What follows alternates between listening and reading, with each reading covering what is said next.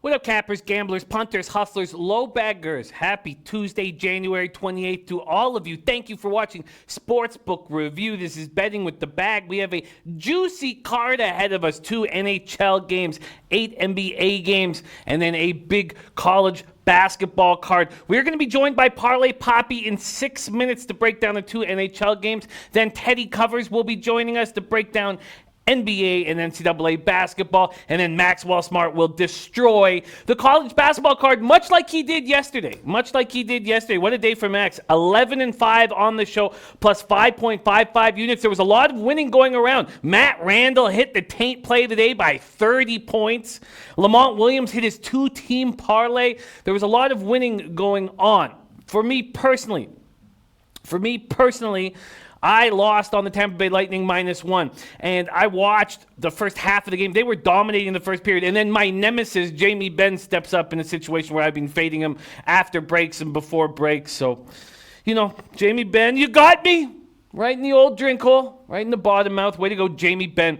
I hit with the play of the day in NCAA basketball. I didn't get to the window with the Karl Anthony Town prop because by the time the show ended and I went to bet it had gone up a point and 35 cents of juice. Was -135 and then -150 by the time I was like, maybe I should still pull the trigger. And then he doesn't get there. 23 points. Disappointing game. We'll back him the next time. I didn't take the DeMar DeRozan prop because when it finally arrived at the end of the show, it was 22.5 points. When I went to bet it, it was 24.5 points. And he went off for 36 points. So it was for action, I lost a little over $100. So, live to fight another day. That's fine. But disappointing all round, and the Capitals stepped up without Ovechkin, and I should have been on that. That was a mistake, but I'm excited to cap this day, and it is a special day, because today, Tuesday, January 28th, is Big Ragu's birthday. I'm wearing him on my shirt, Big Ragu. I don't know if you're with us, joining with us on the show right now, but wherever you are, I hope you're enjoying. I hope the sun is shining for you. We love you dearly on this show. You add so much to our capping and to our lives, and we just want to give so much love to you. Big Ragu's birthday today. Shout out to all the cappers in the chat. Josh CT says, "What's up, cappers? R.I.P. Kobe." I saw him and his daughter at a UConn game. She wanted to play for Gino. Yes, it's a very difficult and sad time for basketball fans everywhere, and what we can do is just love stronger, care more, and care about what we get to do every day and who we get to do it with. Mark Unkefer in the house. Dave in Cal 48, backdoor cover. Neil P says Dallas Stars came through with that bad boy OT winner. Nice job, Neil P. Matt Randall, look at that. Let's shade those damn bookmakers. It's a great job, Matt Randall. Claudio S. Deer Slayer Ski. Paul Costa said, "Morning, everybody. I had to take a mental break yesterday after the passing of my childhood hero, Kobe. Back at it with the Mamba mentality." That's what he would want you to do, right? That's how he'd want you to do. He'd want you to get after it like he did every day, all the time. Mitch Bruner in the house. Hideki Mutsuyami, top 20 at most books is a minus money line. DraftKings at plus 100. Nice call there, Mitch Bruner. Thank you for the heads up. Slugger for life. Omar J. Legend slash 45 says, "Tough night in the NHL, 1-2. Caps, Blues, Bolts." Jimmy, I guess Ben and Sagan were watching this show yesterday. Very,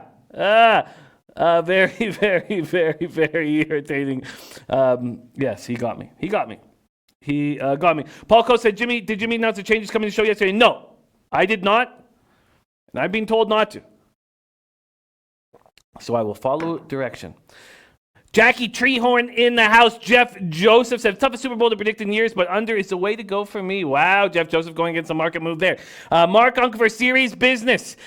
Deer Slayer Ski, Extra 3 Bros. Canascat in the house. Colv Coleone in the house. D. Summers. Dave Chamilio. Tomarino. I've hit the Austin Matthews shot prop over 5 straight, and I watched you crush the shot prop on the Patrick Kane shot prop. So Tom Marino killing these shot props. Way to go, Tom Marino. Tomor. Cap, Money, Benny, Polo this, Polo that, Matt Cratchit, Gin Rummy in the house, having a great NHL season. Polo this, Polo that. BT. All right, what a great group.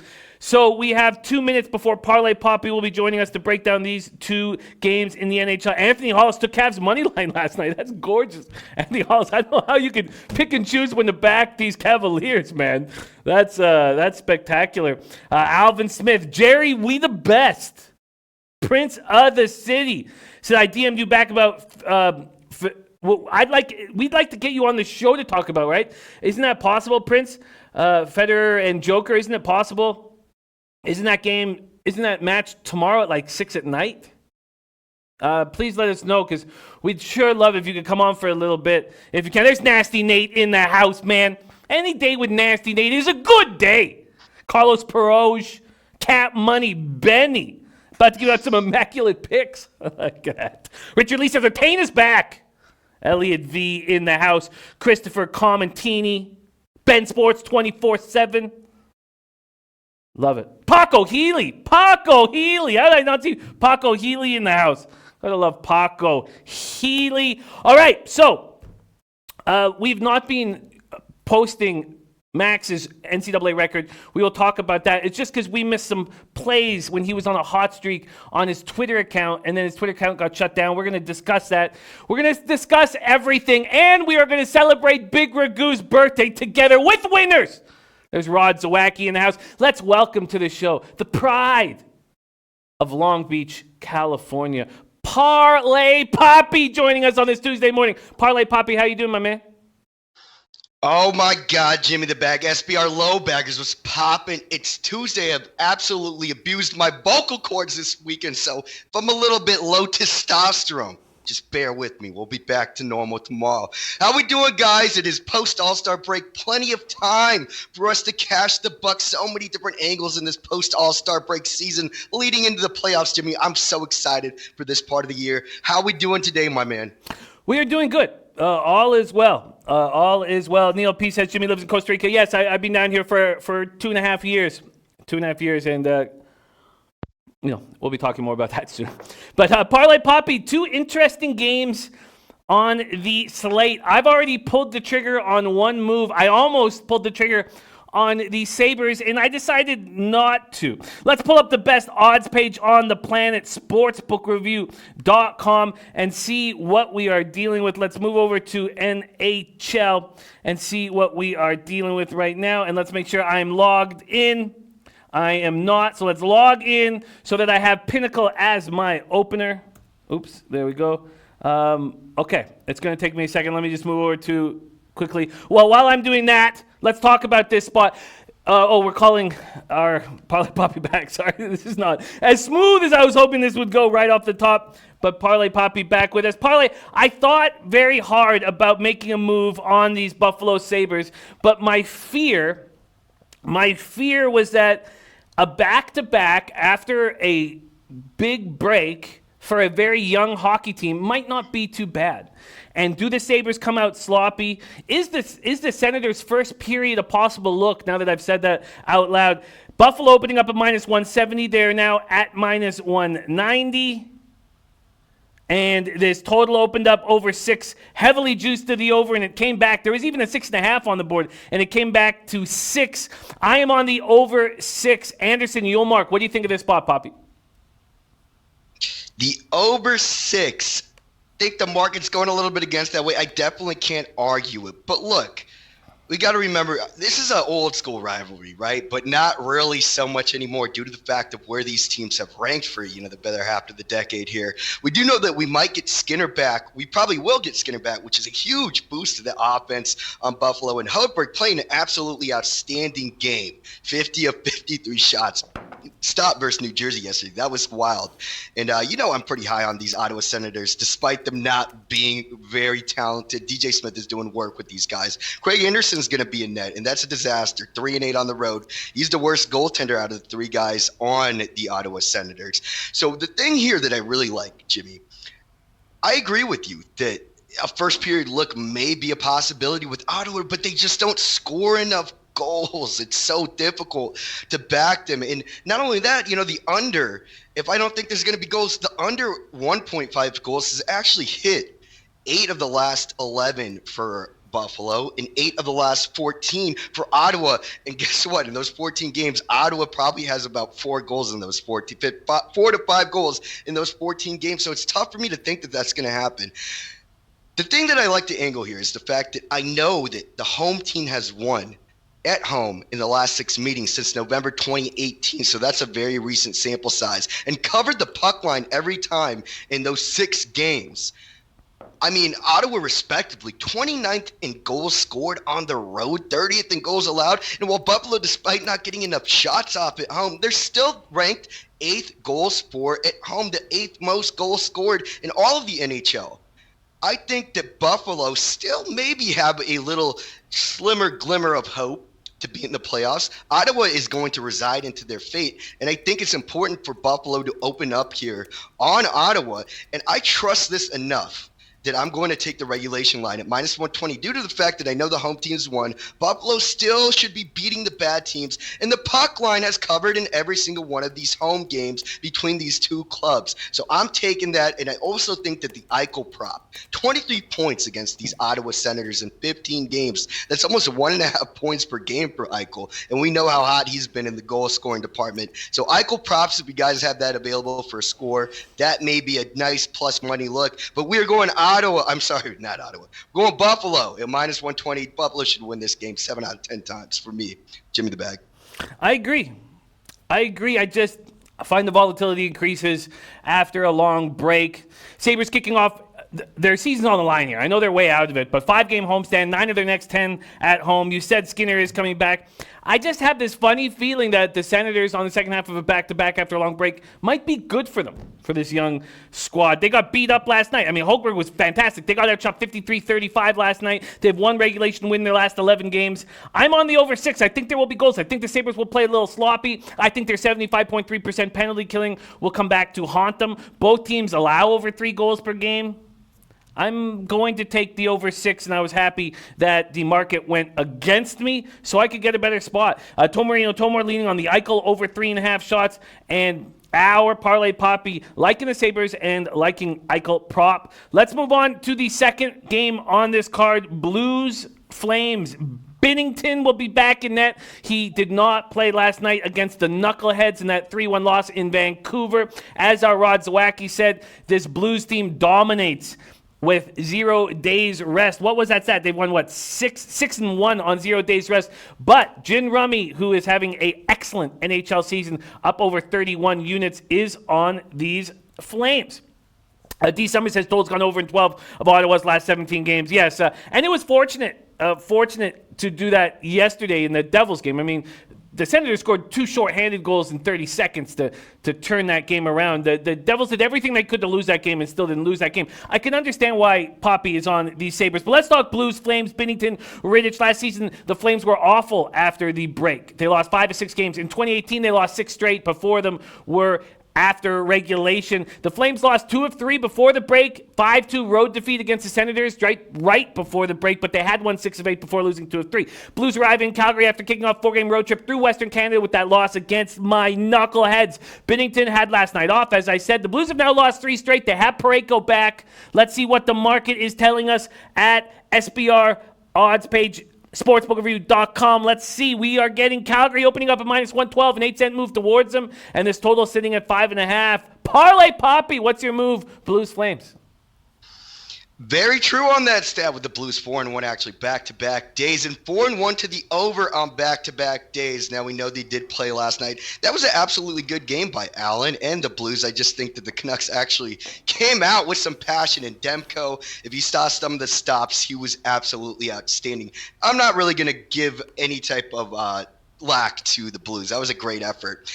For me, this is a really tricky spot. I mean, these Flames over the last few years have been such a potent firepower offensive team, and they just literally have regressed extremely largely to the opposite end of the spectrum. 25th in offense, Jimmy. This is not the Flames that you and I are used to, flying over every single damn game. The price is pretty appealing for the Blues, and we know that this is especially, Jimmy, a very tricky spot because you are Canadian, my man. man, and you know about that Alberta rivalry, Edmonton versus Calgary, right? And that is tomorrow. Starting off, the Flames are going to go to Edmonton for a home and home against the Oilers. So for me, I think that this is probably a better spot for the Blues, in all honesty. I think that they're a little bit more susceptible on the road, given that Binnington is 3-3 in his last 6 games and has been touched on the road that we've seen. But, like we just touched on, they are good on back-to-back days. The Blues are – the problem is that they're sitting very comfortably at the top of the Western standings, so it's not – if they were coming in a little worse, despite losing the last 3 games before the break – or 2 games, I would really, really be hammering him here. But it's a really tricky spot tonight. I would imagine Cam Talbot's probably going to be in net for the Calgary Flames due to the fact that he has been very good at home. He's actually exceeded my expectation really, really to another level, kind of like Brian Elliott. I thought these guys would be out by now, but they're not. They're still here. I'm really close to making a move on the Blues first period because they do score a lot of goals. They don't let up a lot of goals in the first period, but they do tend to, like we saw last night, kind of, maybe get into some trouble when they're not ahead and they get tied up. So I'm leaning the Blues, Jimmy. I think this is a spot that Calgary might not necessarily be all that fired up for. Tomorrow's the big day. And 2 days after that, they have another game with the Oilers here, and the Oilers looking very well. I think that the Alberta rivalry might be more important for Calgary than taking care of these Blues tonight, Jimmy the Bag. I find the Blues a tricky cap. Tom Marino says Blues offense just isn't scoring enough. We're finally seeing Tarasenko not in the lineup. Certain players have had big years for them that they didn't get last year, and they win the cup last year. This is a very good hockey team. Can you trust them to score goals? Will this be their first blemish in a long time? Will they go to 4 in a row, losing 4 in a row, 5 in a row? This is tricky. I find this tricky. The Blues going 6-1 in the second half of back-to-back does not make me want to rush to the window. I don't know if that... It just shows that this is a professional squad, and that's about it. This game makes me uncomfortable. I have no move on Blues Flames, and I'm on the over 6 at -105 in Ottawa. Buffalo. You are staying off Blues Flames at this point, Poppy? I think that if anything, I may go on the first period. I want to see who's going to be in goal for Calgary. I really do think it's Talbot, and for me, I think he's the better goaltender right now at home. So if he's in, I'm not going to be making the move. I'll tweet all those plays out, Jimmy the Bag. But remember, the Blues are 0-4 since the 42-game half season mark. 0-4 against winning teams, Jimmy, these Blues, since the 42-game mark. So I'm not really sure. I'm not really feeling too comfortable. In fact, I'm actually talking myself completely off. Forget the Blues, Jimmy. We're going to just settle on the Buffalo Sabres, -120 in regulation. I get it. Sabres in regulation and possibly that Eichel prop. Parlay, Poppy, thank you for joining us. Will you be back tomorrow when we have a bigger card? Absolutely. Let's hammer that card tomorrow. You guys can always find me at Poppy_parlay. But more importantly, give the show a like. Click the link in the description to keep the lights on for Jimmy the Bag. Come on, guys. My vocal cords are on their last breath. I'm wasting it because I'm not wasting it. I'm giving it hope for Jimmy. And I don't even know if that makes any sense, but give the show a like. Click the link in the description. Follow me at Poppy Parlay. Hit the Buffalo Sabres in regulation. And I will see you all tomorrow to get some more cash buck. There see he you is. guys later. Peace out. Parlay Poppy joining us. Follow him on Twitter at Poppy_parlay. And yes, as Poppy's saying, please hit that link at the bottom of the screen, www.sbrvideo.com/thebag. It means very, very much to me. And big news coming in from our Dom Ricci. Dusty Baker hired as the Astros manager. D. Summers saying, what about the total's gone over in 13 in St. Louis last 20 games this season? I can't take anything but unders with this Blue squad, D. Can't take anything but unders with this Blue squad. Just like Tom Marino saying, I just can't trust their offense.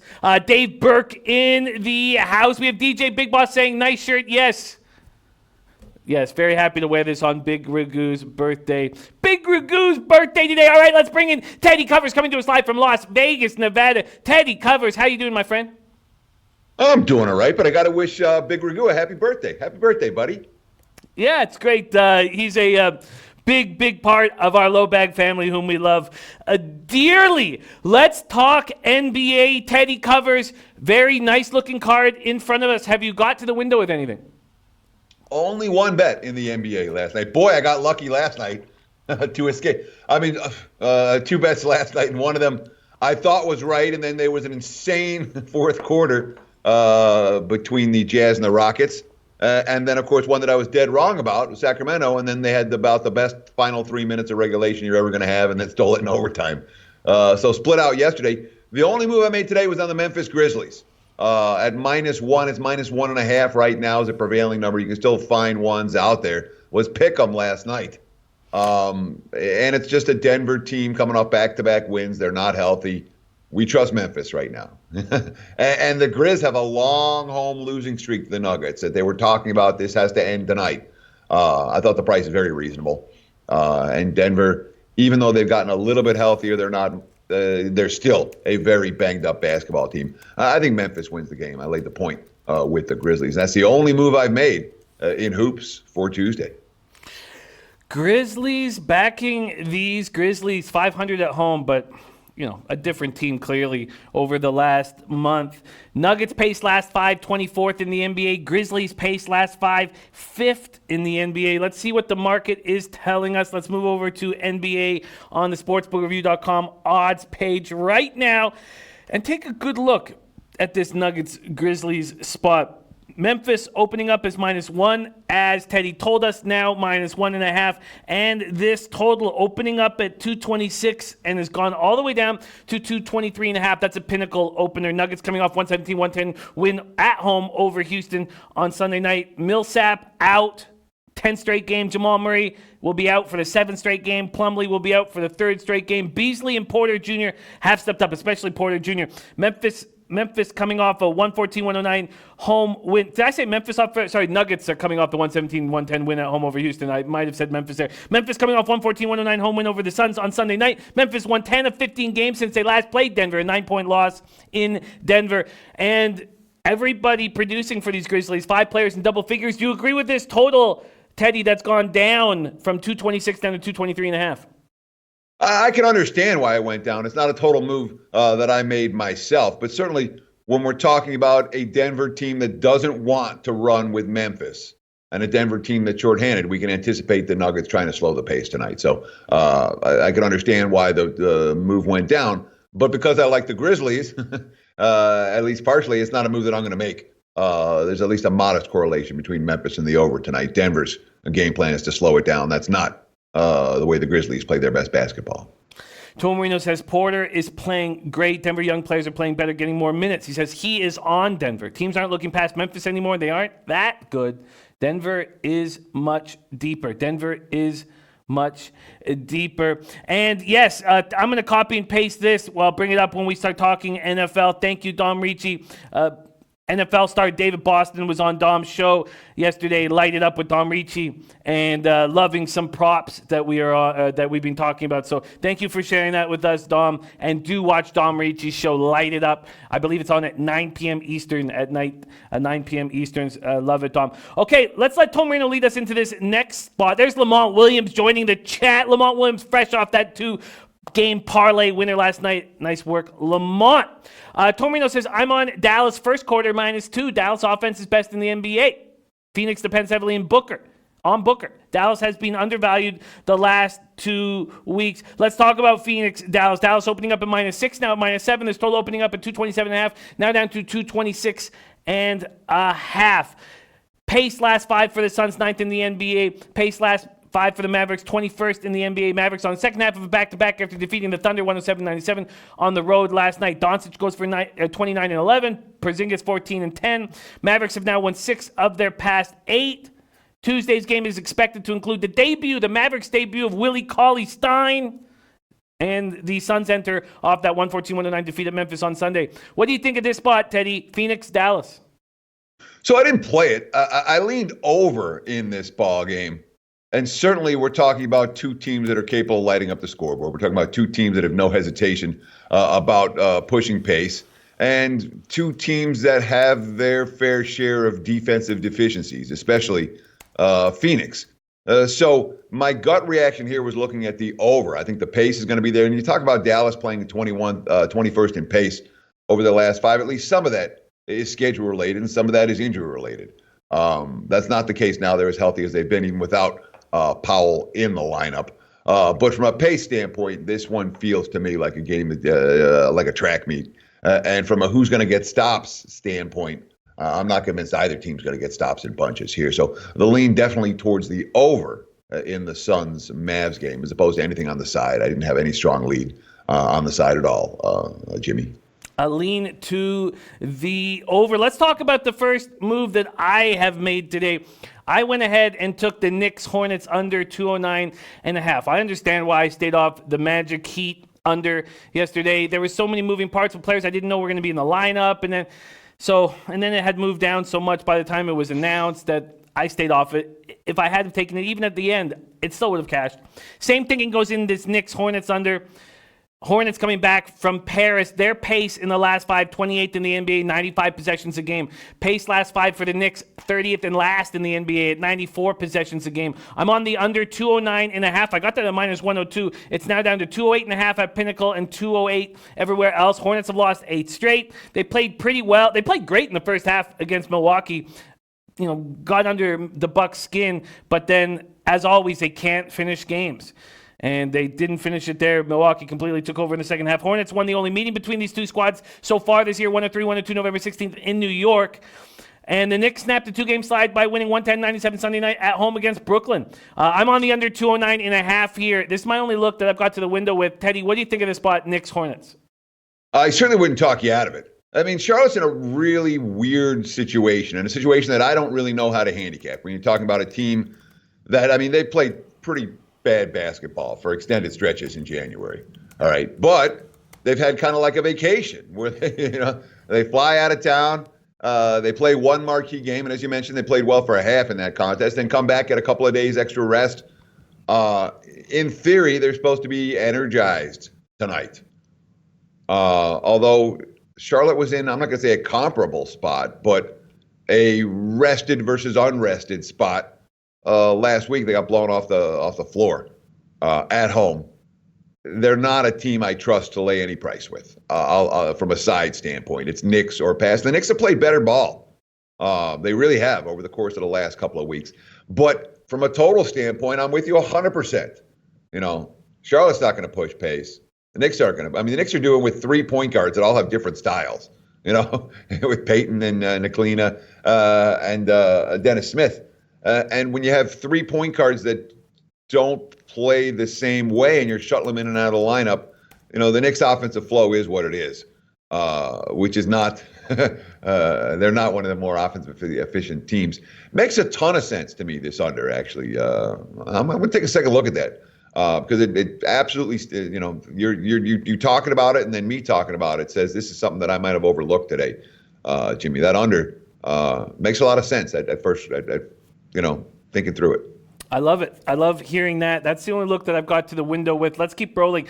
Oh, speaking of which, my NBA record and NHL record, I didn't even pop up, and both are a little bit worse right now than they were. I should just pop them up because I want to please put up the NHL record very quick. Thank you. So that's down a unit from yesterday and still angry. It's just supposed to be my bread and butter. Makes me angry. And can you pop up my NBA record very quick, which lost a unit yesterday, and it's very close to a minus sign, and we've been plus units all season long. It's very scary. Okay, let's move on to Golden State, Philadelphia. Philadelphia opening up at minus 12. That's where they stand across the board, Teddy. There's total at 213, now up to 214. Warriors pace last 5, 12th in the NBA, 101.2 possessions a game.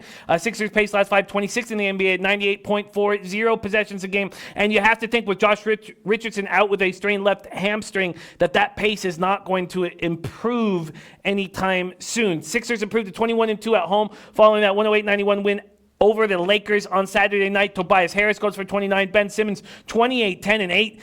Ben Simmons is just rolling in these 9 games so far where we have not seen Embiid in the lineup. We don't expect him to be in the lineup.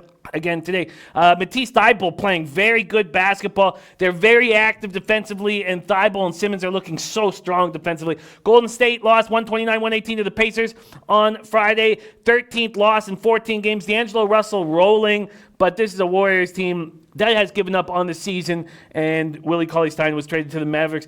Teddy Covers, what do you think about this huge point spread for these Sixers at home, 12 points? Not a game I'm even close to playing.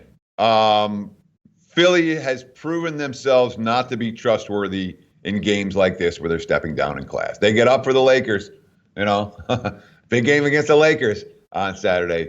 When they're laying double digits, the 76ers have had more than their fair share of letdowns, of flat efforts, enough that they're not a team I'm looking to lay doubles with. I'm really not.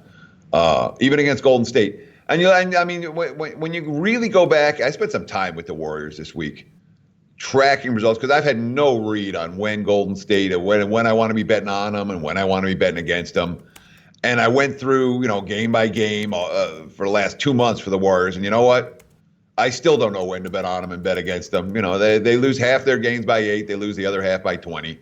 And it's fairly random when they're cut. They've only been double-digit dogs 12 times this season, which stood out to me. I'm like, I thought they were, they would be double-digit dogs, and they have a winning point spread record in those games for what it's worth.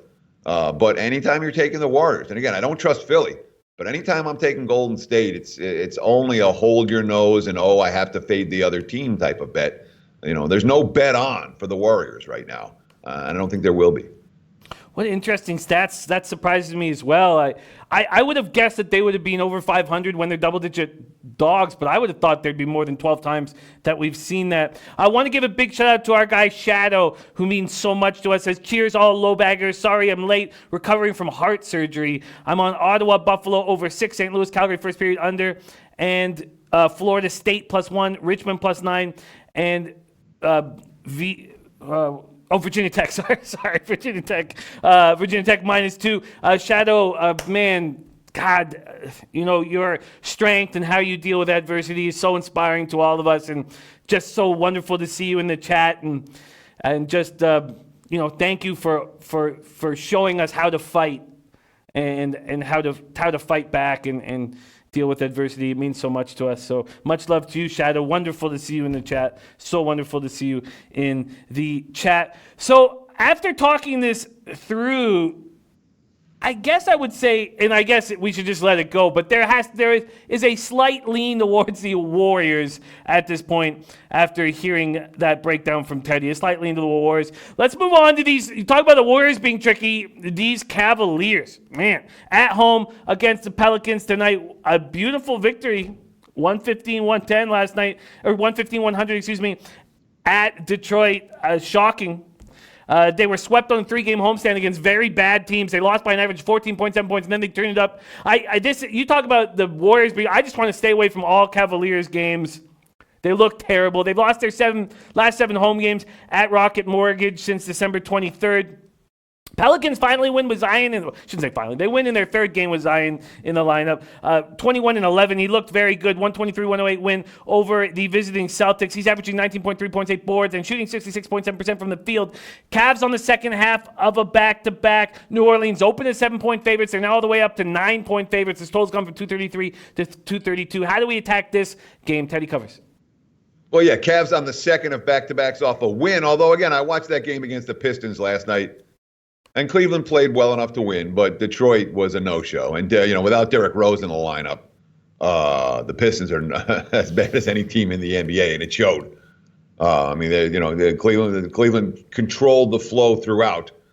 And Bailing didn't play guys major minutes. He was able to rest most of his key players in the fourth quarter of that game because they were comfortably in control. So the Cavs will be in fairly good position for the second of back-to-backs. My initial lean on this game was New Orleans minus. I'm like, the Pelicans figured out how to win with Zion. Zion's on the floor now down the stretch. The offensive rebounding woes that were a problem were solved. Brandon Ingram, who looked a little bit lost offensively the first couple games with Zion, he looked just fine against the Celtics. So my initial lean was towards New Orleans. minus the points. And then, as you mentioned, it's been nothing but Pelicans money from the get-go. And I thought, my number on the game was 6.5.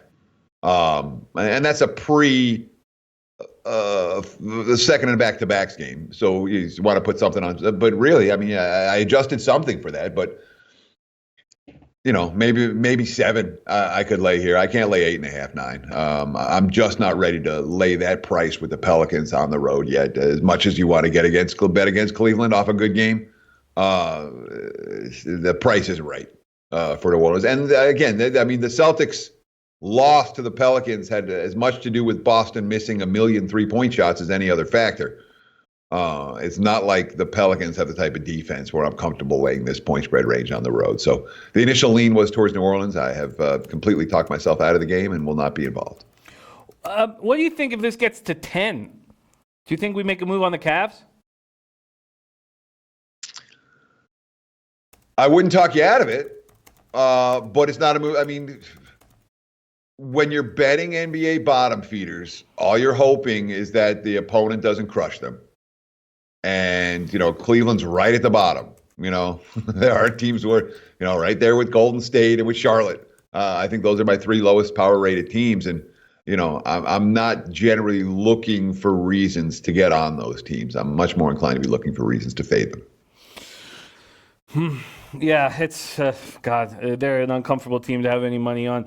We have the Taint play the day in. We have Lamont Williams action, and we're going to be sharing all of these looks. Ben Sports Picks 24/7, Guru Sports Bets, a lot of plays coming in that I will be sharing with everybody. I've been copying and pasting. Let's keep rocking through this NBA card. Next up, Teddy covers Hawks, Raptors. Very interesting meeting these two teams had about a week and a half ago.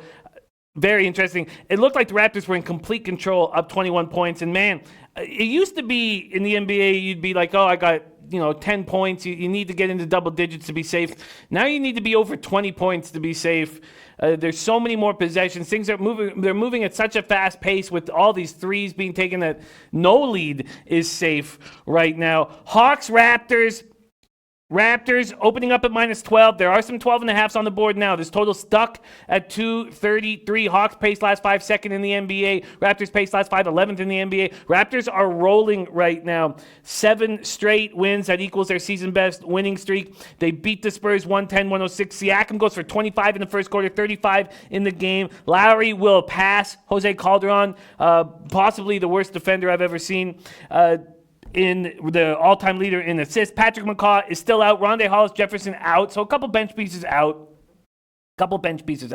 For these these Hawks, they were 21 down with 4.5 left, and they cut that margin to 2 in a 122-117 win. Young went for 42 and 15. Both teams are coming off emotional wins on Sunday. It's still an emotional time for basketball fans. Hawks beat the Wizards 152-133. Another 45 and 14 from Trae Young. DeAndre goes for 25. Herder goes for 18, and Collins goes for 16. What do you think of this spot? My first instinct is too many points here, but I'm hesitant to pull the trigger. Hawks, Raptors, Teddy. I just like the Jose Calderon reference, man, who I would not argue with your assessment of him being the worst defensive point guard in the NBA for quite some time. And you're absolutely right when you talk about no lead being safe. Just ask anyone that bet Minnesota -3 last night, and they're up 17 with less than 3 to play, and they lose the game. So that's great for live betting. When you're taking the big plus prices, it's sometimes a little bit frustrating, obviously, when you're betting sides and totals. But that's the nature of what we do. We try to find the undervalued and overvalued commodities and ride those for extended stretches. And Atlanta, I'm with you on the lean being towards the Hawks, but I'm not pulling the trigger here. Toronto has the depth that we love. And when the Hawks bench gets into play, they're getting bombed. And Toronto's depth is impressive. It really is. Even in the post-Kawhi era, they go 10, 11 deep, quality players. And Atlanta doesn't. So there's a big bench edge for the Raptors in this game. That's how they got a 20-plus point lead last time out. But even with that depth, you look at Toronto's results, they're not blowing teams off the floor. What do they have? A 6-game winning streak, a 7-game winning streak? They have one win by this margin during that span. So it's not the point spread range that I'm excited about backing the Raptors in. But, you look at some, the teams struggling defensively on the highway, and we're going to talk about the Wizards, I think, in a minute. But Atlanta and I took a shot with Atlanta last week on the road in OKC against a Thunder team that hadn't covered -7 or higher all year. And the Hawks gave up 140 in that game, and I mean, there are no answers defensively, and I'm not convinced they have answers here. But it's not Toronto's point spread range. So, it's not a game I'm going to play. Lean over, I guess, a little bit. Nothing that I'm excited about. Yeah, the over at 233. That is an interesting look. There's been no movement on it. And yes, Teddy, the last 8,378 teams that were trailing by 17 or more in the final 3 minutes of the fourth quarter overtime lost. So no one had done that since 1996. Unbelievable. Okay, so that over is an interesting look that I might spend a little bit more time with. And I lean towards the Raptors, but the Hawks do get blown out on the road, often. Teddy covers lean over in my notes. Okay, let's keep rolling along. Next up, we have Wizards Bucks. The aforementioned Wizards, man. So the last 3 games, they've allowed 152, 134, and 140 points. And we've just seen Gabe Hernandez coming in with the under in this spot. And there's Big Ragu, who we've been giving shout out all day for his birthday, joining us on his birthday. So much love for you, Big Ragu. I'm rocking the Big Ragu shirt as well. Shout out to our guy, Big Ragu, in the house on his birthday. Much love. Needs a birthday pick. We got to better step up our action. This total opened up at 240 and went up to 243.5. And our guy, Gabriel Hernandez, has made a move on the under. And it's a ludicrously high total, Teddy. Wizards pace last 5 6th in the NBA. Bucks pace last 5 1st in the NBA. So just to give you an idea of the last 5 pace, Bucks are getting 107.70 possessions a game. And the under that I took in the Knicks Hornets, the Knicks are getting 94 possessions a game. So the Bucks are getting 13 more possessions than the Knicks and 12 more possessions a game than the Hornets. I mean, that's just absolutely wild. Milwaukee, first team to hit 40 wins. They win 116-103 in France against Charlotte. Will they have any jet lag? I mean, it's probably been enough time. They've won 8 straight, and Antetokounmpo goes off for 30, 16, and 6 in that win. And the Wizards allow 152 points to Atlanta on Sunday. No Hachimura, no Moritz Wagner, and no defensive responsibility showing on the court. Wizards, Bucks, Teddy, what's the move here? I mean, this is the easiest pass on the board, okay? I talk about rarely playing double-digit spreads. When you start talking about teams that are 15, 16, 15 plus, I can't remember the last time I got involved. Milwaukee in theory, can name the score. They're coming back from Europe. They've had extra time off. I'm not convinced that we're going to see the Bucks A game for 48 minutes, given the situation. Washington can score. Obviously, they can't defend. They could be down 30 and hang some buckets, and next thing you know, they lose by 14 and get under the number. They could be down 6, and then Milwaukee goes on a fourth quarter run, and next thing you know, they're up 25. It's a game where I can picture all kinds of scenarios. This total at 243, again, when you start getting into this range, you don't want unders because there's a reason it's in this range. And yet, when you can have the loser get to 120 and still not get over the total, I can't get there. Easy pass for me. No interest in this game whatsoever. Yeah, I get it. I mean, my only looks, if we were given like free plays, I mean, I would be on the under. I'd be on the Wizards, but I do not want to sit tonight watching this game and have my money on those spots. We've already heard Teddy Covers is on the Grizzlies. Teddy Covers on the Grizzlies at -1, which leaves us to a very interesting spot in Celtics Heat. That will be the last game on the card in the association, Celtics Heat. Let's see what the market is telling us here. Miami opening up at -2, now -1s across the board. This total at 217.5. Or 218. Heat on the second half of a back-to-back. Their pace last 5, 27th in the NBA. And 96.67, and they played another. I mean, they put up 113 last night, but they held the Magic to 92. God, I just felt like I left money on the table, not when I heard that Dragic and Jimmy were going to be in, making a move on them. I guess the market had moved too far. I should have done it. Whatever. Celtics pace last 5, 8th in the NBA, 102.30. Celtics lose 123-108 at New Orleans on Sunday. Tatum out, Cantor out in that Boston game. Tatum is doubtful with a right groin injury. Cantor already being ruled out. Heat on the second half back-to-back, as we spoke about. Jimmy Butler still dealing with that ankle injury, but him and Dragic came back. Nunn was out for the second straight game. Heat are playing for the third time in 5 nights. So third time in 5 nights, but all at home. 5-game homestand, so they haven't switched courts. Heat shot 53.2% from the field last night. They looked very good and held Orlando to 37.1% from the field. This is a game with a lot of moving parts. Celtics, Heat. Teddy, what do you think here? Yeah, I really haven't done much with Miami the last week or so. When it comes to the injury situations, look, you have spots like we had with the Rockets last night, where the market's like, oh, they're not going to show, and the other team falls apart and doesn't show, and Houston ends up winning straight up. This isn't one of those type of situations, and of course, Butler last night, 30 minutes. He was plus 20 in that time, 19, 7, and 3. But I'm not convinced we're going to see Jimmy Butler tonight. We might, but on the second of back-to-backs, this has all the makings of one of those games where an hour before tip-off, Butler's not going to play tonight. He wasn't 100% right last night. So that's a pretty big moving piece. Tatum's a pretty big moving piece. Celtics coming off a pretty lousy game in New Orleans on both ends of the floor. They weren't good defensively. They weren't good offensively. They were bricking threes all game. In theory, it's supposed to be a bounce-back spot, but am I betting against Miami at home? Hell no. Let's see who plays and who doesn't.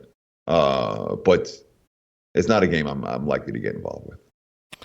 Teddy, the Heat aren't going to want to be sprinting up and down the court on the second half of a back-to-back, even though they got the rest guys in the fourth last night.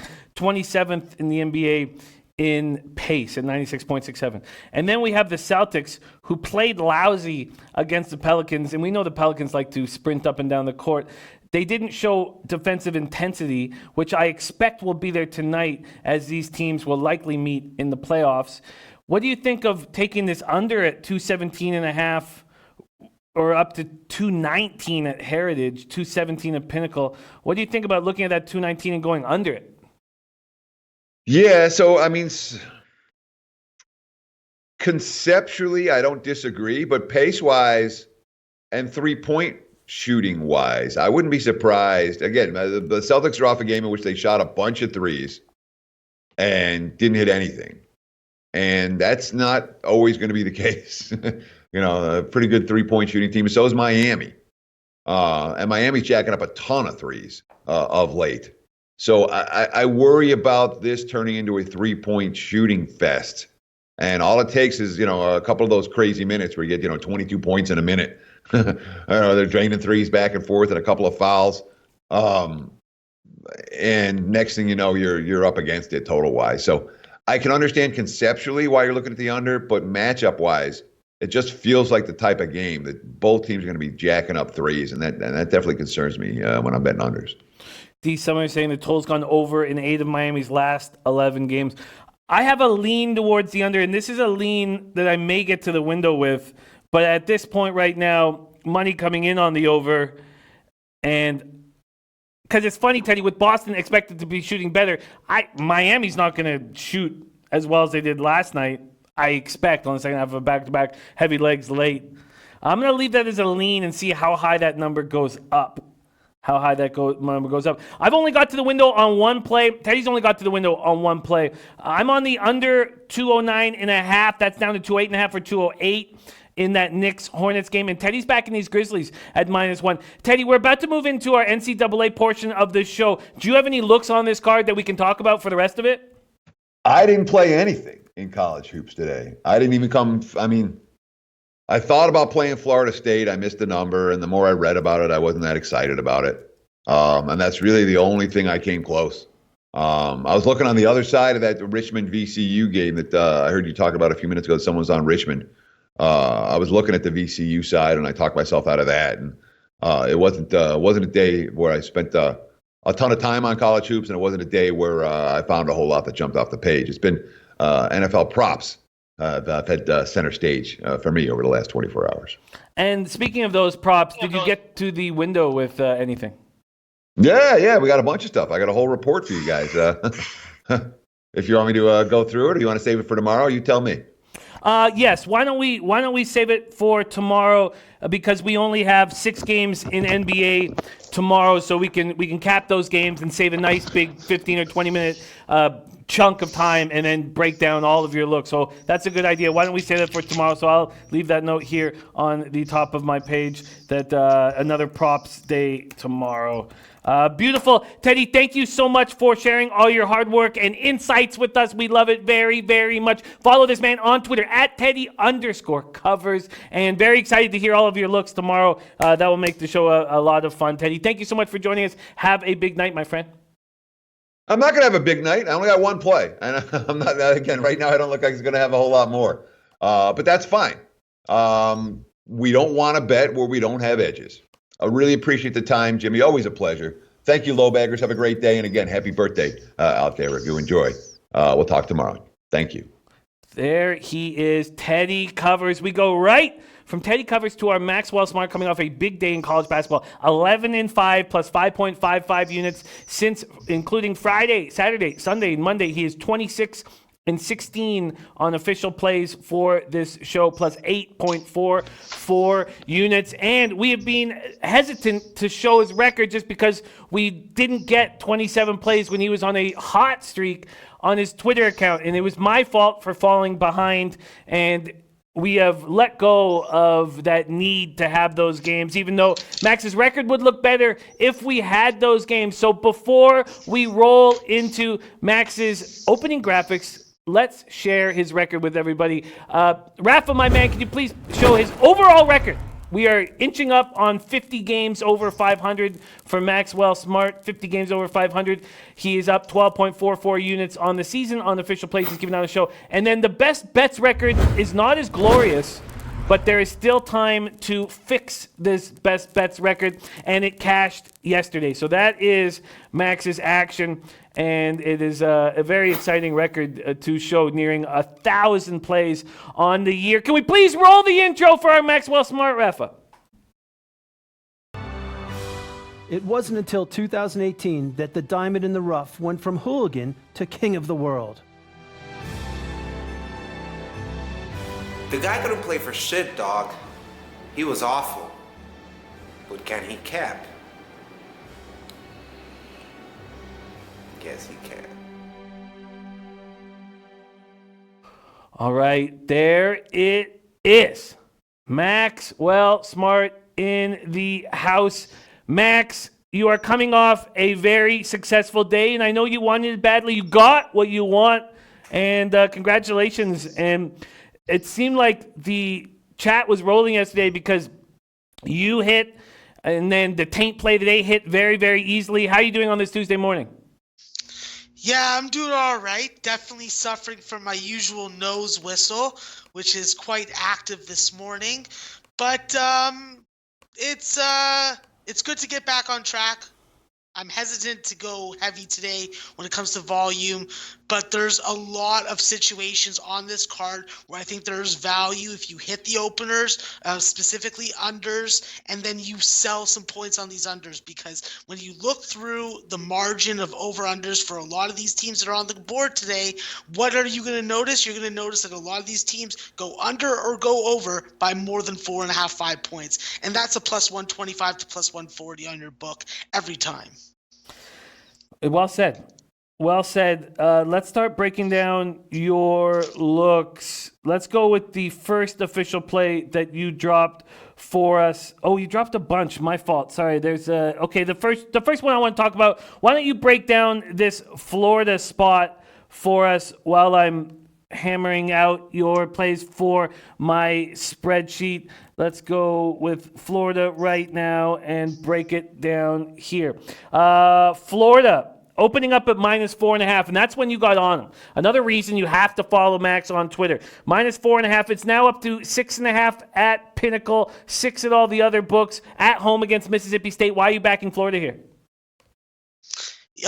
This is a spot where I think that Florida is going to be able to rebound. We're coming off 2 disappointing performances, and what has been the flavor in those games? Florida's been trying to score the basketball at 80 points a game, and what have we seen them do when they win basketball games within the conference? Well, that is shut down teams defensively. They shut down Auburn to the tune of 47 points, and I think that is a big, important factor for them to do again today against this Mississippi State team. What have we seen from Mississippi State? They can shoot the 3. They're very efficient with their shot selection. Reggie Perry is rolling, and it's going to be a real battle for the Florida backcourt to stay in this game, put some work in, and get it done. I think that being at home back in the swamp, they're going to have to do a good job of not getting out-rebounded. That was their Achilles heel in the game against Baylor. I think that they're going to be able to. I think that we're going to see a more defensive game. And I think that Florida's going to win with defense similar to the way that they beat Auburn. So I'm on Florida 4.5, and I'm on the under full game. Yes, you are on the under 135 at -114. I just caught that as well. And also, if you were following Twitter, you'd see that Max doubled up on the play of the day. He gave out the play of the day first half. It cashed the first half under that Morgan State can cash by like 20 points. But he also gave out the full game under. Another reason you need to follow our Maxwell Smart on Twitter. He's doubling up in this spot. Florida -4.5 and Florida under 135. Those are Max's first looks. Let me move over to spreads and totals. All right, Max, let's keep rolling. You've made a move on Rutgers this evening. So let me get Rutgers up here. You made a move on Rutgers. 25th ranked Rutgers opening up at -3. There's 3s everywhere, but Bovada, which has a 3.5, and Pinnacle that has a 2.5. Why are you backing Rutgers here at home against Purdue? Yeah, when something's been cashing for you, you've been hitting it multiple times throughout the season, you keep on riding it until it doesn't cash for you. And that is what I'm doing with Rutgers at home. This is a Rutgers team at home that is going to give you a dominant performance, whether it be a defensive rock fight or whether it be an up and down game. We saw how they played against Nebraska. I do think that they're going to be a little more ready for Purdue, but the difference is Purdue's a very different team when it comes to their road and home splits and performances based on what I've watched and seen. You have 2 dominant big men that you cannot play on the court together at the same time and be functional. I think against the front court of Rutgers, that's going to be a determining factor in how Rutgers wins this game and by how many points. I think when you look at Rutgers in conference, this is a team that is going to shut you down. You're going to struggle to get to 65. You're not going to shoot a high percentage from the 3-point line, and I think that's going to be the key against this Purdue team. I think Purdue doesn't do a good job of getting to the free throw line, so you don't have to worry too much about that. I expect this game to struggle to get to 115. So if you want to sell some points on this total, I would definitely be validating that look. But when it comes to a side, it's pretty simple. Rutgers is unbeaten at home. Rutgers keeps on cashing tickets as in this point range, and I'm on the -2.5 and -3, but only -3 for the show. There you go, Max. So opening up the show with Florida -4.5, Rutgers -3. Max, let's go to another very interesting spot. Oh, and the Florida under 135, excuse me. Let's go to another very interesting spot that you're on. You are backing Clemson -1.5. You got them at -1.5. There's a bunch of guys in the chat that are liking Clemson this evening. Clemson at home against Syracuse, opening up at -1.5 at 5 dimes. 5 dimes is still at 1.5. Bookmaker has moved to 2. It's the only book that's done that. Why are you backing Clemson at home against Syracuse? Yeah, this is a spot where I think that Clemson coming home after a very deflating performance against Louisville is going to be ready to go. This is a team that's played fantastic basketball at home. They can grind it out. They're definitely going to have some three-point shooting against this zone tonight. But I think that we're just giving Syracuse a little bit too much credit right now. Look at the opponents. Look at the strength of schedule if that suits your needs. I just think that the Syracuse team, while they have been quite good on the road, I think that they're going up against a Clemson team that can really suffocate them, really guard in their face, and they rotate well to help defend. I think that when you look at this Clemson team, this is a team in Clemson that is not going to want to let Syracuse get to the 70s. This is a game that ideally they want to play in the mid 60s. I think that they're going to be able to do that. This is a Clemson team that has beaten top tier ACC opponents at home. This is an experienced team, Tevin Mack and Amir Sims, just to name a couple. And I think that if you get some three-point shooting from Alex Henaway like you did against Louisville, even though it was a losing effort, I think that could be a big difference. You got Clyde Trapp back. You got Johnny Newman the third developing. Curran Scott has experience also. So I think that people are thinking that Clemson is still running 7 or 8 scholarship players out when they are a little more healthy. And I think that Elijah Hughes, shutting him down will be the priority on offense. And I think that this is going to be a rock fight. I think it goes under also. Interesting that you say you think it goes under. Viper is on the under in the Clemson game. Why is that not a move for you? It's not a bet yet. It's something that I'm looking at, but at this time of the day, I was not ready to make a move. And if I'm making a move, it won't be taking a minus 110 line. I will be taking and selling a couple points, probably up to like 120. So I will be taking something in the 130 to 131 range if and when I do bet this. Oh, I like it. Claudio S. says, Jimmy, does Max only handicap NCAA? Yes. NCAA basketball and NCAA softball, which has limits, but Max destroys. Those are his two sports that Max hammers. I mean, he follows all sports, but what does he focus? He focuses on college basketball year round, and you have to do that when you have 350 schools that you got to cap. Okay, let's move on to another look. Max, Buffalo, Akron. You're taking Buffalo on the road here at +8. That's moved to 7.5 at a bunch of books. In fact, bookmakers the only one still holding on to that 8. This total's gone from 159.5 down to 157.5. Max, why are you on the Bulls?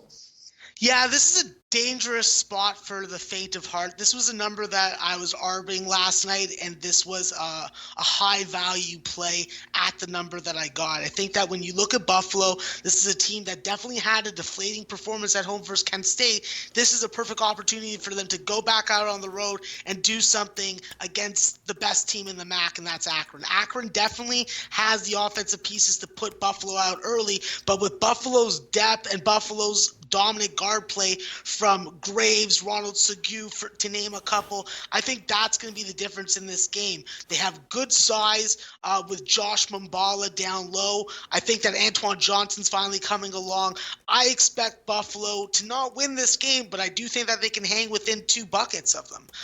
With this Akron team, I think that they are a very big and fast starter. I would be looking to making a play on Akron first half.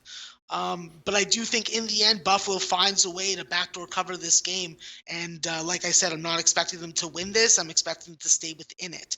They can match them when it comes to three-point shooting. The issue will be, can Buffalo defend? Can Buffalo get back and guard and transition? And if they're able to do that with a half-ass effort, I think that they're going to be able to stay in this game against Akron tonight. There we have it. Buffalo +8. Buffalo +8. And we're going to go over some other looks as well because the taint play of the day is in. We've seen a lot of, we got Julian Cesario, D. Summers, everyone throwing out their action for us. So we've got a lot to talk about, and we have time. Max has a little bit more time today than he's had previously. All right, Max, let's look at this double-up spot for you, and it is on a total. Let me make sure that I can get it right here. Here, very quickly. You are on this Utah State double up. Utah State, Wyoming. This total opened up at 5 dimes at 126.5. It's at 128.5 there. 128 at some of the other books. You doubled up. You took Utah State over 127 at minus 105, and then you got that plus line at 128.5 at plus 100. Why are you so bullish on this Utah State over? Yeah, by my model, this game will at the least go over 130 points. What have we seen from Wyoming in conference play? This is a team that's shooting the basketball a little more confidently, especially in the second halves where they've been averaging 38 points.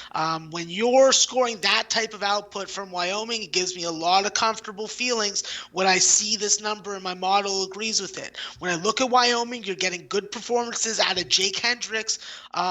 Finally, I don't like his hair choice, but whatever. That's another subject for another day.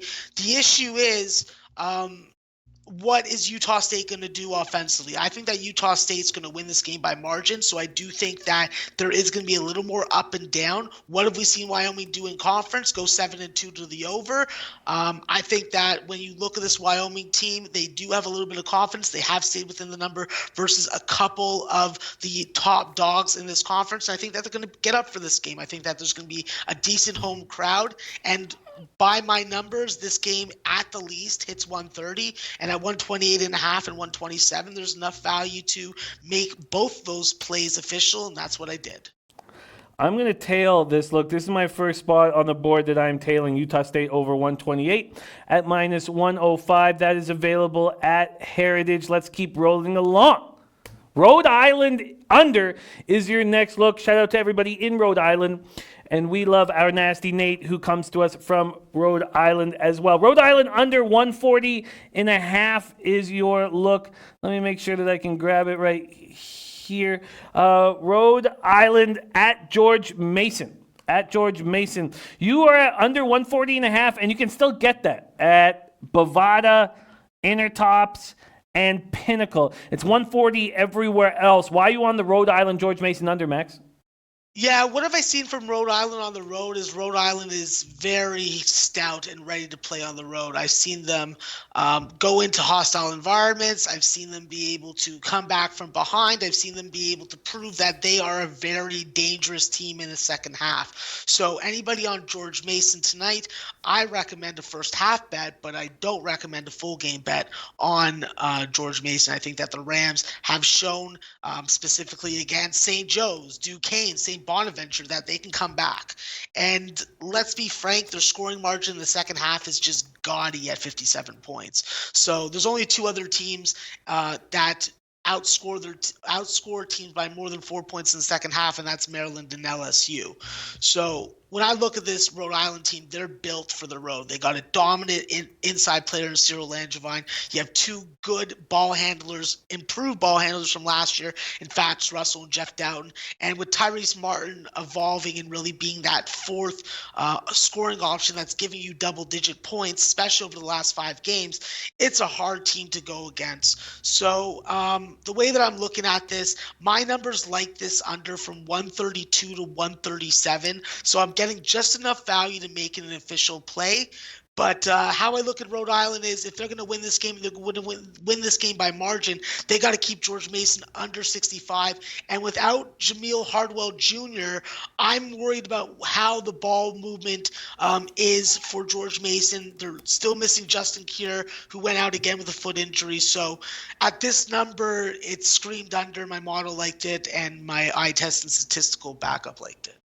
Max, you have doubled up on this Northern Illinois, Ohio spot. Northern Illinois opened up minus 3.5. They're now 3s across the board. You jumped in at 3.5. You also jumped in on this under. You got this under at its opener at 135 and have at least 5 dimes opener, 135.5 and minus 110. It is now down to 132.5 at Pinnacle, 133.5 at some other books. A couple books have them at 133. Why are you on the Ohio Northern Illinois under? Yeah, this is a pretty simple spot for me. It's a spot that I arbed, and when I saw the number, there was a significant amount of value on it. And from a side perspective, how I look at it is if Ohio's going to win this game, they're going to take this game over. If Northern Illinois is going to win this game, they're going to be able to take this game under. This is a team that wants to keep you under 65 points. They want to make you struggle from shooting the basket inside the three-point line. And if you are efficient from the three-point line, they will be able to guard you out there. In conference so far, that's been evident.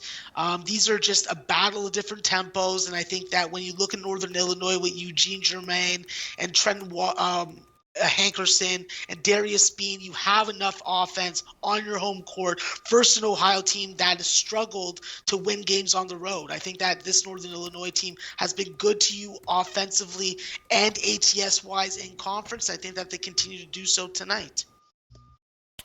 Let's keep rolling along. Double up there. Northern Illinois -3.5, -105, and the under 135.5. Next up, Max, you are on Kent State.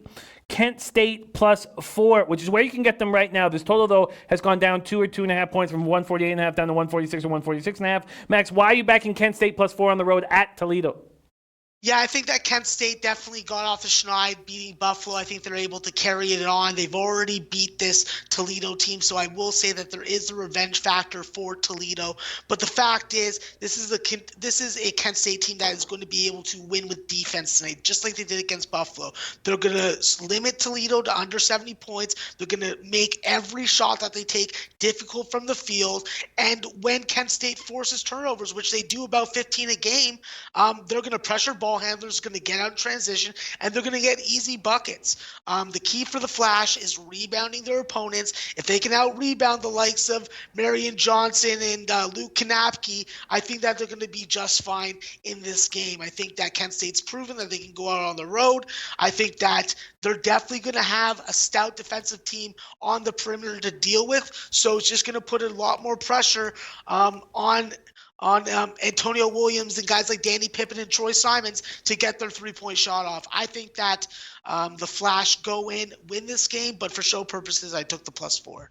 Let's next go to your Virginia Tech spot. We've already heard other cappers on Virginia Tech. We have Virginia Tech. Let me get it. Man, what the hell is wrong with me? At Miami, Florida. Virginia Tech opening up as 1.5-point road dogs. Now up to 3.5 at Pinnacle, 3 at 5 Dimes, 2.5 at BetOnline. Why are you back in V-Tech here at Miami? Yeah, I definitely have to give an asterisk to this Miami Hurricane loss. When you're missing your two best players, it's easier to win games than not. But when I look at this Virginia Tech team, what do? They can beat you with defense. They guard well. They help defend well. It's very strange to see that from a Mike Young team, but the three-point shots dropping, Landers Noli is a difference maker.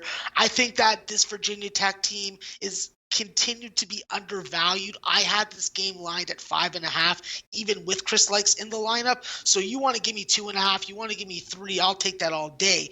I think that the Hokies are back on the road where they've done a good job so far in the ACC season, and I think that they're going to get it done tonight. I think that this is a Miami team that's reeling. I did like the under before it moved 3 points. I was actually considering making it a play of the day. Hokies win with defense and score just enough to get over the number. They're a team that will get you 70 points, but will hold you under 65. So value all the way around on this spot. Interesting. That might end up being a tail. Let's move on to Auburn. You are backing Auburn -5. Open at 5.5. Now 5's across the board at Ole Miss. 17th ranked Auburn is on your card, Max. Tell us why. Yeah, isn't it crazy that out of the 30 wins that Auburn had last year, none of them were against Ole Miss? That's messed up. And I think that Bruce Pearl remembers that. And I think that Bruce Pearl's going to get his veteran team to stand up and kick some ass tonight. I hate to use those types of words because they have absolutely no meaning when it comes to sports handicapping.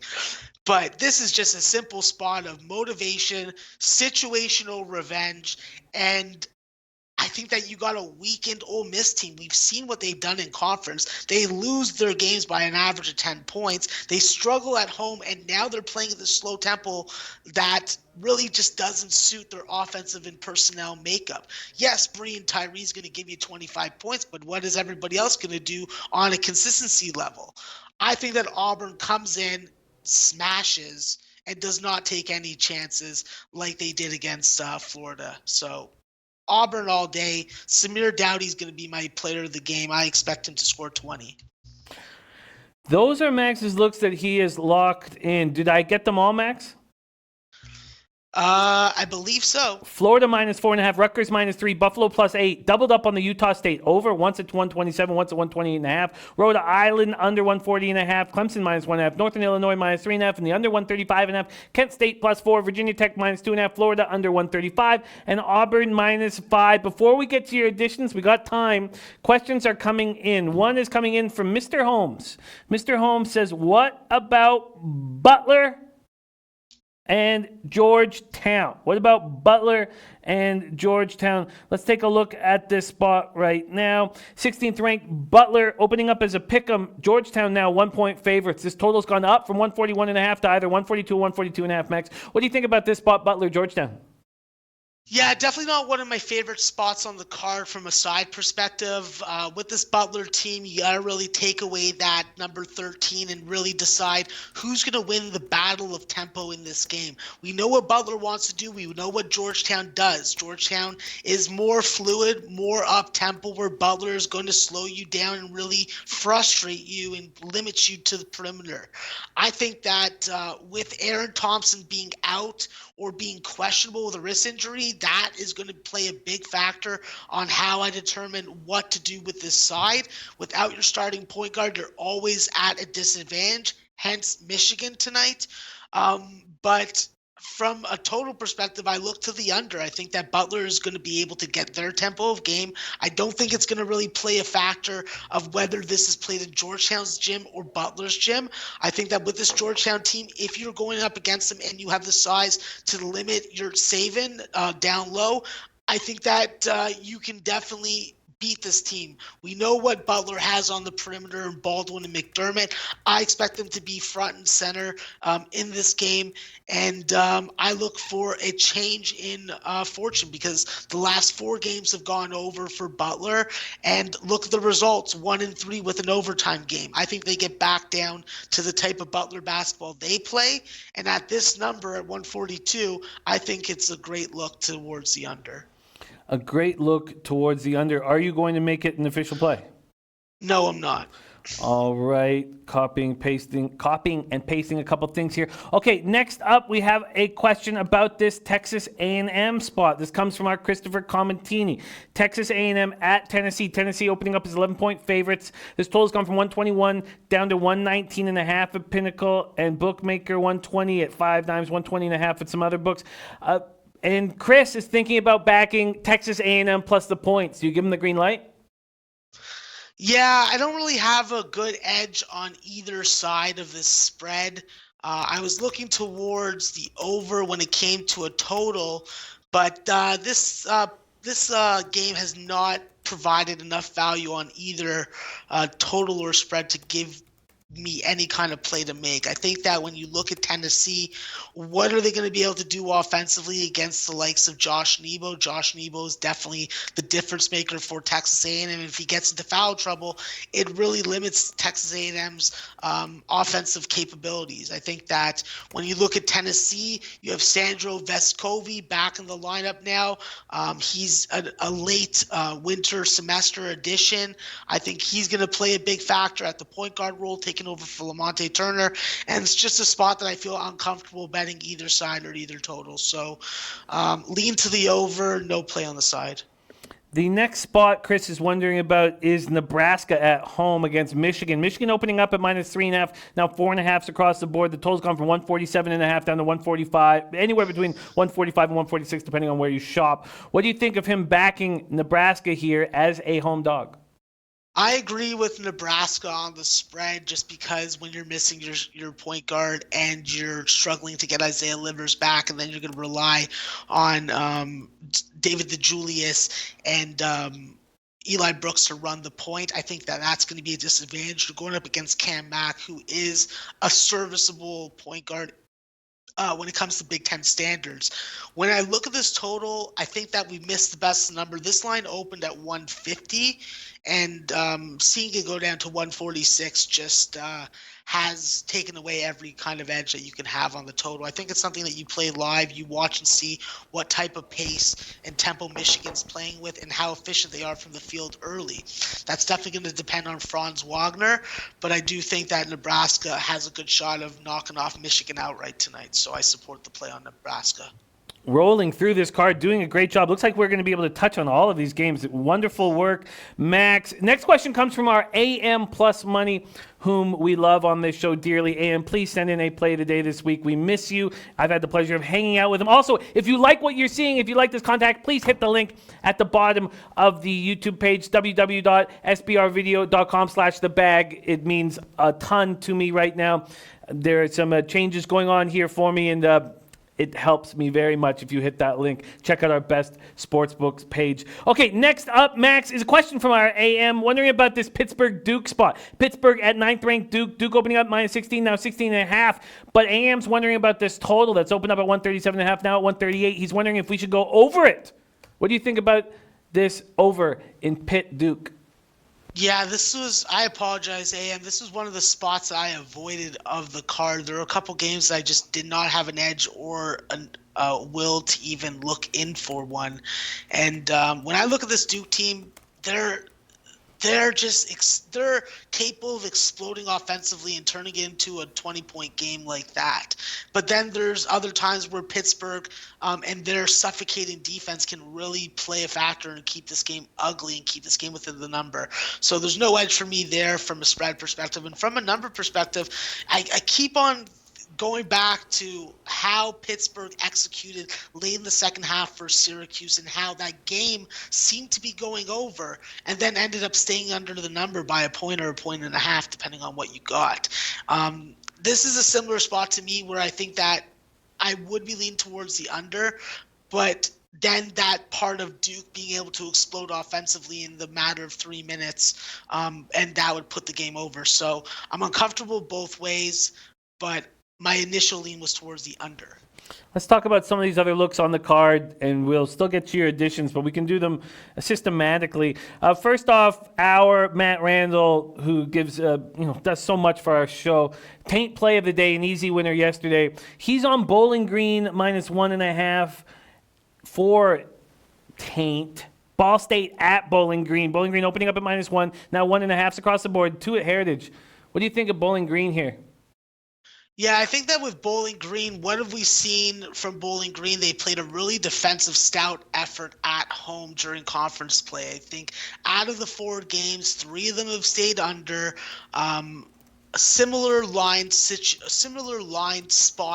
to how this game is lined. And what I'll point out, what stand out the most for me, in those 4 games, that total stayed under 3 out of 4 times, and it stayed under by a minimum of 7.5 points. So if Bowling Green's going to get their pace and play their style of game at home versus Ball State, which is a team that can oblige to that type of pace and tempo and scoring, well, the only way for me to look at it is to sell a couple points on the total and hit the under.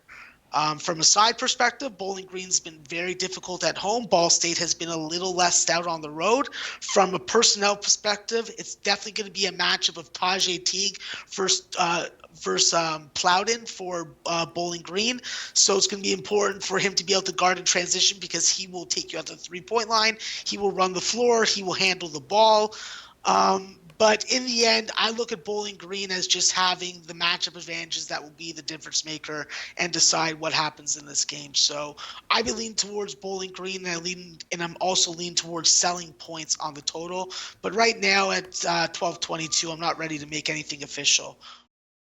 I'm going to make a move on the taint play today. I have a sneaking suspicion that both you and Matt Randall are going to heat up right now. Heat up. We have questions coming in from the chat. AM says, what's a taint? It is Bowling Green. Bowling Green. And he also is wondering, what is Spidey's play today? It's the Hornets -1 and the Mavericks -6.5 from our Alex Ramirez. Okay, let's start rolling through this card and see what kind of additions you are making. First off, Villanova St. John's, big game. 8th ranked Villanova opening up -2, now -3 or 3.5 or even 4. Bovada. Total's gone up 3 points from 143 to 146. You making a move here, Max? Oh, Max, we've lost you there. Sorry, no I worries. muted myself because I was nose whistling again. I'm going to be leaning towards St. John's in this game. I think that this is a game at Madison Square Garden where both teams are comfortable, understand the sight lines, and the environment. I don't think that's going to play a difference. I think that St. John's best chance of staying in this game is to make it as ugly as possible, really guard the three-point line well against Villanova, and stop Colin Gillespie from going off at any frickin' point, even if it means throwing an elbow to a guy's face and getting kicked out of a game. That's how important I think stopping this kid is tonight. When I look at St. John's, this is a team that definitely has played towards the under. I'd be looking at the under at 146. Not going to make it official because I do think that over money will continue to pour in on this line, but I will be monitoring it, and I will be calling for an under and betting an under closer to closing line time. Guru Sports Bet's liking Florida State here, 5th ranked Florida State at Virginia. I know that you love Virginia. I mean, I don't know about this year as much as what we've seen in the last few years. And Virginia, you've helped us put money in our pocket with Virginia. Virginia opened up as a 1-point favorite. They're now 2-point dogs at Bookmaker and Bovada. What do you think of this spot, Florida State, Virginia? I agree with the move towards Florida State. This is a very potent, dangerous Florida State team that can overcome the poor coaching of Leonard Hamilton. From a side perspective, I think it's Florida State or pass. You're obviously getting the worst of the number at this point, but I'm not really sure that it will make a big difference in the grand scheme of things. The play that I'm looking at in this game and that I'm going to make official for the show is I'm going to take a little bit, I'm going to sell a point or two, in this instance, a point. On the total, I'm going to take the under 113 at plus 100. I think that this game struggles to get to 110, and I think that by my model, my estimations, this game is going to be landing around 106, 109. I could be eating crow on this, or I could be fucking cashing a nice little plus 100 and negating some juice. So under 113 plus 100 is going to be my first edition. I love it, and I've locked it in for you. Next up, SMU Cincinnati. Cincinnati opening up at -6.5. Now there's a 6 at Pinnacle and 5.5 at these other books for Cincinnati. This total has dropped a half point from 140 to 139.5. What do you think here, SMU Cincinnati? So what did we see from SMU in that Memphis game? Well, they went away from this big man-centered lineup, putting Ethan Chargos and Farron Hunt on the bench, and really using some of their guard play with Emmanuel Bandul, the Quebecer. I think that when you look at this SMU team now, they have and proven on the court in-game situation that they can go big, they can go small, depending on what is more advantageous for them. We've also seen them go on the road and win multiple times. This is a game where I touted to my guys and my crew to take SMU at plus 6.5. This is a spot where I do think that this total also goes over. And this is another situation where I will not take a -105 or -110 line on a 139.5, and I will buy up, I will sell up and take it at 143, 144. At this time right now, I think that I'm going to be able to wait it out and get more value as this number goes down throughout the day, which by my estimations, it will. But I will be jumping on the over because I think that when you look at this guard play for SMU, you look at how this Cincinnati team is now playing a little more like Northern Kentucky did last year. And when you have two dominant big men like Chris Voigt and Trey Scott who are scoring and getting you easy second chance opportunities, it's a spot I look over. So if you want to play it safe, get on that over 139.5 right now. But for me, I'm going to wait a little longer, and I'm going to sell a couple points. I'm going to get myself a nice plus price. Prophet Slayer joining us, agreeing with the SMU Cincinnati spot. All right, let's keep rolling along. There's only 3 games left on the card, and then we've touched them all. Central Michigan, Miami of Ohio. Miami of Ohio, 1-point favorites. This total's fallen off. Man, opened at 157. It's all the way down to 151 at Pinnacle, but bookmakers still holding at 154, but heavily juiced, minus 127 to the under. Max, what's the play here? Is there a play? Central Michigan, Miami of Ohio. Yeah, listen, Jim, this was a play that I didn't make official on the show, but it's on my Twitter page for anybody that follows. I'm on the under 155.5, got it at minus 110. This line opened at 160. So I missed the best line by a couple points, that's for sure. And when I look at the Central Michigan team, what have they done over the last 5 games? They've changed their tempo. They've changed their style of play into conference season. What do I mean by that? Well, they've gone under in 5 straight games, and they haven't gone under by more than 5.5 points. This was a spot that at the number provided value against a Miami, Ohio team that definitely does not want to play in the game in the 160s. We've seen the results so far this season from that. And I agree with Parlay Poppy's play even at 152. I think that this game is around 145 to 149. I think there's still value there. I sold a couple points on the opener as well. And this is a spot that even now at the number that's still at, I say that Central Michigan under is the way to play until they show me that they're capable of going over a number. Because when you go under the number by 9.5, 12.5, 11, 5.5, and 15, doesn't inspire me to take any over, even in the 150 range. Georgia, Missouri is another play on this card. 2 games left. It opened at 140.5. It's now all the way down to 138.5. Missouri opening up at -4. Now up to -5 at Pinnacle. 4.5 at 5 dimes. Our Noli Knows has given the under out at 138.5. What do you think of this spot, Georgia, Missouri? Yeah, this is another spot where my master Jedi of unders has taught his Padawan very well. I'm on this under at 140. Got it at about midnight last night before 5 dimes went down. And that's how I'm looking at it. I think that's a good play even at 138. I think that Missouri is going to play their style and tempo of game.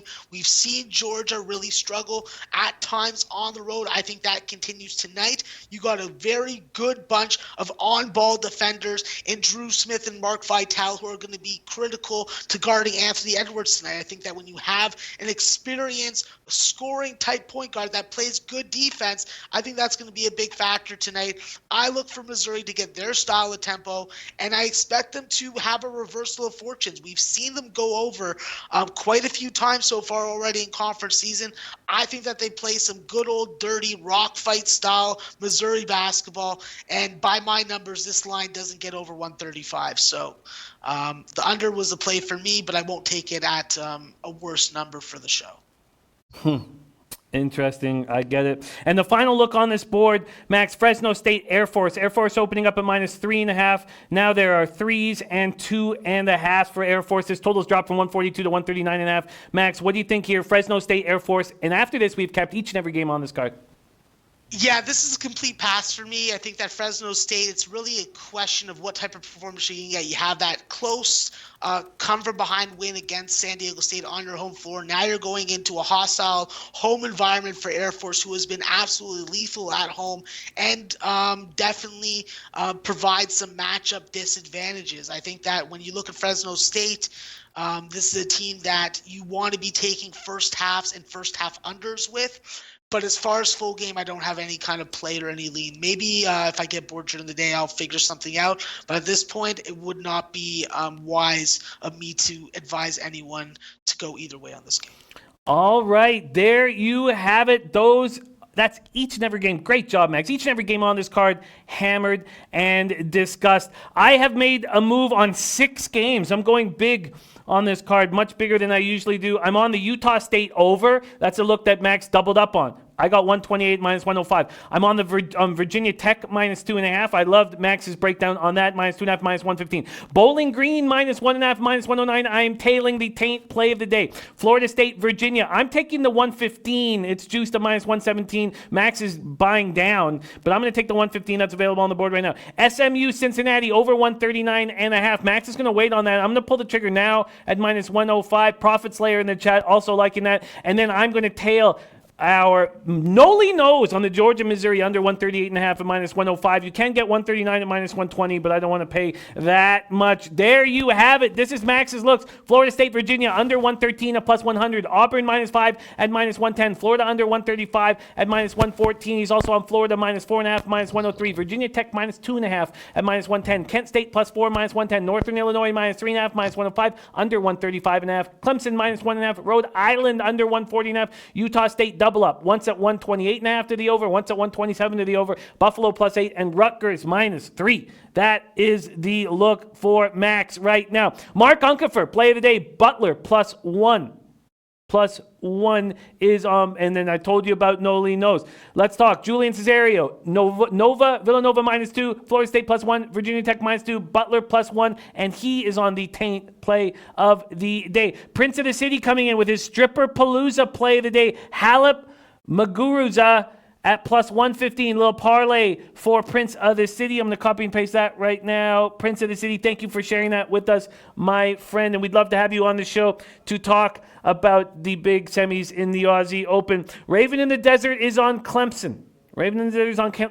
Gabriel Hernandez making moves on the Hawks, Raptors under 233, Cavs, Pelicans over 232, and Wizards, Bucks under 243.5. Guru Sports Bets, FSU, Rutgers, and Nova, and says, hand me the trophy right now. 3 looks for our Guru Sports Bets. Lamont Williams, 2-team parlay, Rutgers minus 3 and Villanova minus 2, and he's max betting Florida State. Shadow in the NHL. So on Ottawa, Buffalo over 6, St. Louis, Calgary first period under, and Florida State plus 1, Richmond plus 9, and Virginia Tech minus 2. 2 spots for Alex Ramirez plays of the day. Hornets minus 1, Mavericks minus 6.5. Joshua Bell is on a 3-team parlay. Syracuse plus 1.5, Florida State minus 1.5, and Bowling Green minus 1.5. In NBA, I'm on one play right now. May make some additions, but on one play, I'm on the under 209.5 at minus 102 in Knicks Hornets. Teddy Covers only has one play. He is on the Grizzlies at minus 1.5. And in NHL, I'm on the over 6 at minus 105 in Ottawa, Buffalo. I want to open up and start hammering more games, but I need to wait. I mean, there's only 2 on the card, but I need to wait as teams get back after this long break that they've all gone to. We want to give a massive happy birthday to the Big Ragu. Also, please hit the link at the bottom, www.sbrvideo.com/thebag. Please check that out. And catch us tomorrow when Teddy breaks down all of his props action for the Super Bowl. We have no show without these great cappers in the chat. Thank you so much for joining us. Prince of the City, One for the Money, Dom Ricci, Guru Sports Bets, Matt Randall, Gary Tenebra, Slugger, Cards for Life, Dennis Legendary, Mr. Ghoster, AM, Prophet Slayer. What a great group. Drexley, DX Filer, Matt Randall, Ryan Kozlowski, Eric Rosas. We have nothing without you. Slow Jams, Arsenault, Mark Unkefer, Maxwell Smart, thank you for sharing all your hard work and insights. Spectacularly done, breaking down each and every one of these games on this big college basketball card. Max, could you please send us into our glorious future with a leche? If I don't have to give a play of the day, that's fine. Oh, we haven't even got the play of the day, and for some reason, Freddie's showing up. I forgot about your play of the day, and They wanted to say hi, but I think I'm not welcome. You could say hi without getting them to throw your graphics up on the screen.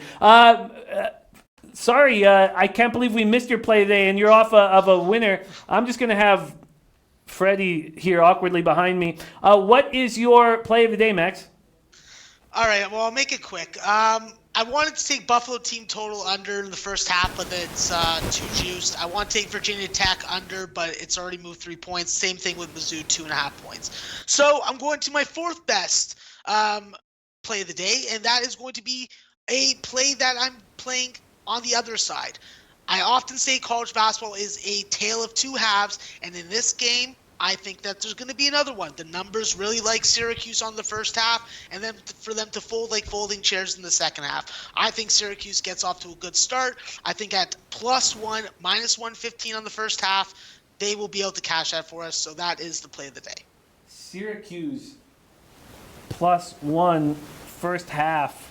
Let me give that for you here. First half point spread on Syracuse here. Syracuse first half +1. I can get you a -115 or a +0.5 at -110. Yeah, I'll take the +1 at -115. -115. That is the play of the day, folks, from Maxwell Smart. Gonna copy and paste it right now. I will tell the play of the day. I expect it to get hot, so I've got a huge college basketball card. First half +1. All right, Max, it was going to be your job to, oh, God. How long has that been going on for? Oh, God. I'm sorry, guys. I'm just gonna leave, okay? Today Today I'm gonna leave. today is my brother's birthday, so Oh, really? yeah. Is he alive? No, he's been dead for like 5 years now. Okay. Thank you guys so much for watching. Let's get that cash. Get that cash. Let's say, hello, bookmakers! I love it.